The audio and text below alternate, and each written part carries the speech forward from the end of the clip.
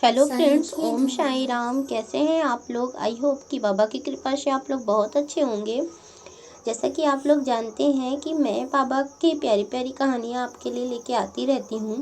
तो ऐसी ही एक प्यारी सी कहानी बाबा की आज मैं आपको सुनाने जा रही हूँ। तो प्लीज़ आप लोग बाबा की इस कहानी को ज़रूर सुनिएगा और अपने प्यार भरे शब्दों से एक बार ज़रूर बोलिएगा ओम साई राम। तो चलिए हम इस कहानी की शुरुआत करते हैं और एक बार फिर से बाबा का नाम ज़रूर लेते हैं, ओम साई राम। तो कहानी कुछ ऐसे है। बाबा जी की ख्याति जैसे जैसे बढ़ रही थी वैसे वैसे उनके भक्तों की संख्या भी बढ़ती जा रही थी। बाबा जी के चमत्कार ही यह सिद्ध करते थे कि वे धरती पर भगवान का अवतार धारण कर चुके हैं, परंतु उन्होंने अपने आप को कभी भगवान नहीं कहा। वह तो सदा यही कहते थे कि मैं भगवान का सेवक हूँ और मानव कल्याण के लिए धरती पर आया हूँ। यही उनकी महानता थी जो उनको दिन प्रतिदिन लोकप्रिय बना रही थी।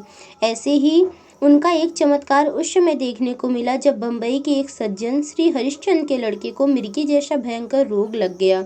इस रोग के लिए उन्होंने देशी विदेशी डॉक्टरों से काफ़ी इलाज करवाया, मगर वह सब व्यर्थ रहा। किसी दवा से उसे लाभ न हुआ।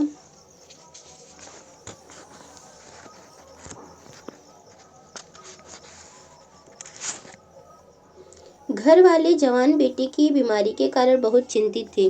कोई दवा उस पर असर नहीं कर रही थी। ऐसे कठिन समय में उन्हें विचार आया कि क्यों ना एक बार साईं बाबा के पास उस बच्चे को ले जाया जाए। उनके दरबार से कोई भी निराश नहीं लौटता। अब अंतिम आशा यही है। यही सोचकर हरिश्चंद्र जी अपने सारे परिवार को साथ लेकर बाबा के आश्रम पहुँचे और उनका गुणगान करते हुए उस बच्चे को बाबा के चरणों तक ले गए। उनके चरणों में बच्चे को लिटाकर हाथ जोड़ते हुए बाबा जी से प्रार्थना करने लगे कि हे प्रभु, हमारे बच्चे को ठीक कर दो। हम तो निराश हो गए हैं, हार गए हैं, हम बहुत दुखी हैं बाबा। बाबा ने उस बच्चे की ओर ध्यान से देखा और उसकी पीठ पर हाथ फेरते हुए दूर आकाश की ओर देखा, परंतु वहां तो एक विचित्र घटना घटी। लड़का एकदम पानी से निकाली गई मछली की भांति तड़पने लगा। उसके मुंह से सफेद रंग की झाग निकलने लगी। लड़के की यह हालत देखकर माता पिता का दिल कांप उठा। मारे डर के उनकी आंखों से टप टप आंसू गिरने लगे। उन्हें लगा कि अब उनका बच्चा नहीं बच सकेगा, शायद उसका अंतिम समय निकट आ गया है। बस यही सब सोचकर माँ बाप रोने लगे। बेचारे कर भी क्या सकते थे।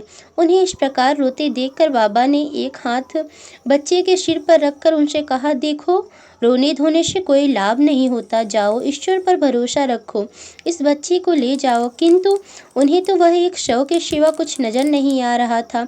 बोले, हम इसे ये घर या बाहर ले जाकर क्या करेंगे बाबा? यह हमारा आदेश है, इसे मानना ही होगा। ऐसा साईं बाबा ने कहा।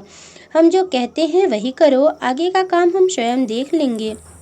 कहते हैं ना कि बाबा जो करते हैं सिर्फ वो वही जानते हैं, हमें आगे का कुछ पता नहीं होता है। तो बाबा ने ऐसे उन माँ बाप से कहा कि आप बच्चे को घर ले जाइए। बाबा के कहने पर वे लोग टूटे हुए दिल से बच्चे को बाबा के चरणों से उठाकर घर ले आए। उन्हें ऐसा लग रहा था कि यह बच्चा नहीं बल्कि उसका शव ही वे लेकर जा रहे हैं। सारे रास्ते वे रोते आए। घर आने पर उन्होंने बच्चे को एक चारपाई पर लिटा दिया और दोनों पति पत्नी उसके पास बैठकर रोने लगे। लेकिन अचानक ही थोड़ी देर के पश्चात वह लड़का अपने आप चारपाई से उठकर बैठ गया और इधर उधर देखता हुआ बोला, साईं बाबा कहाँ हैं? मेरे साईं बाबा कहाँ हैं? बेटे को होश में आते और साईं बाबा का नाम लेते देखकर दोनों पति पत्नी बड़े खुश हुए थे। उन दोनों के मुंह से एक साथ निकला, जय साईं बाबा, जय साईं बाबा। साईं बाबा आप धन्य हैं, आप धन्य हैं, आप तो साक्षात प्रभु के अवतार हैं। उस दिन के पश्चात से बच्चे को कभी भी मिर्गी का दौरा नहीं पड़ा। तो यही कहते हैं कि हमें बाबा पे हमेशा सिर्फ भरोसा रखना चाहिए। बाबा सदा हमारे साथ रहते हैं, वे अपने भक्तों का साथ कभी नहीं छोड़ते हैं।